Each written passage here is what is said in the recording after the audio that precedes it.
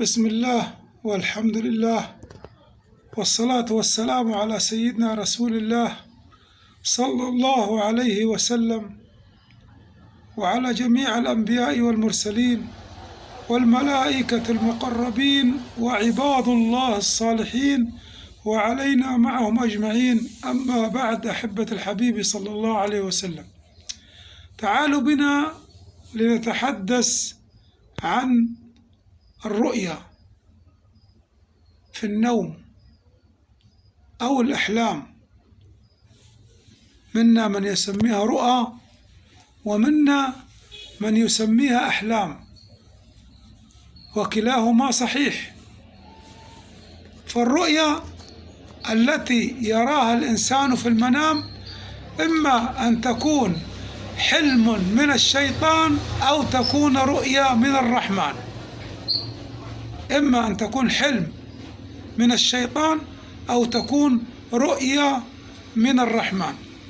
حنتكلم على أشكال وأصناف وحاجات كده ممكن الإنسان يشوفه في المنام وما يعرفش مثلا إيه معناها، زي مثلا السمك، وكلنا نعرف السمك. فإذا رأى الإنسان السمك في النوم يدل على إيه السمك؟ أولا، إذا كان الإنسان بيصطاد سمك فده رزق جايله، بقدر ما حيصطاد من السمك بقدر ما حيجيله رزق.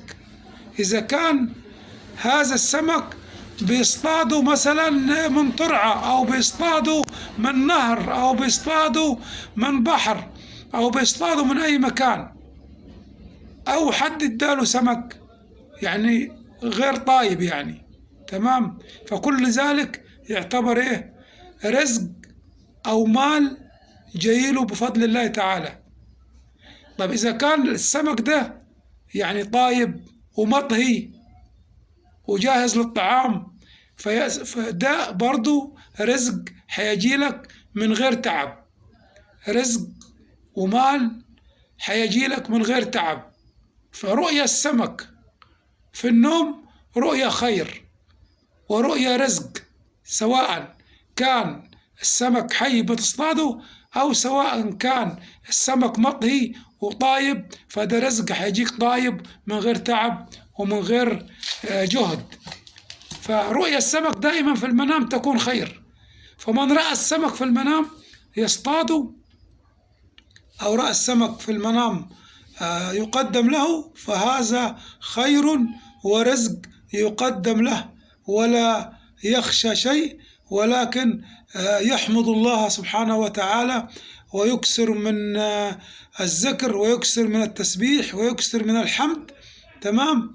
وكلما رأى الإنسان رؤيا فلا يحدث بها، لأن كثرة التحديث أو كثرة الحديث عن الرؤيا تمنع عنك باب الرؤيا، وممكن ما تشوفش حاجة تاني.